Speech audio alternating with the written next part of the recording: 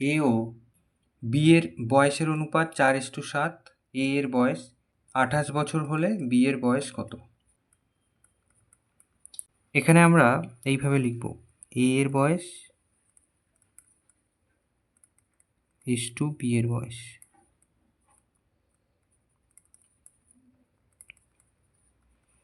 চার is to সাত। বা দিয়ে ওপর নিচে লিখবো, এটা মানে ভাগ, অনুপাত মানে ভাগ। এর বয়স তলায় বি এর বয়স।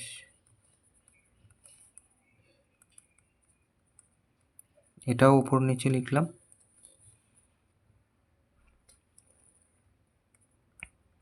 এর বয়স দেওয়া আছে 28 বছর।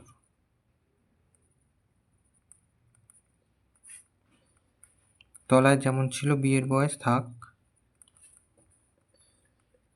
4-এর সাথে এদিকে যেমন আছে থাকলো। এবার কোনাকুনি গুণ করব।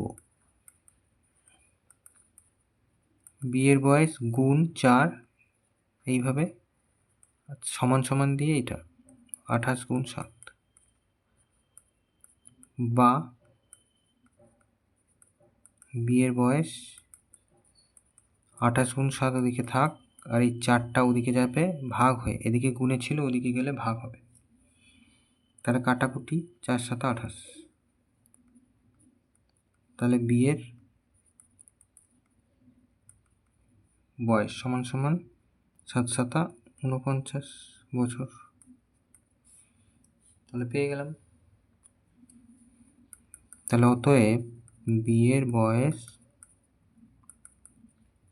49 বছর। এটা উত্তর।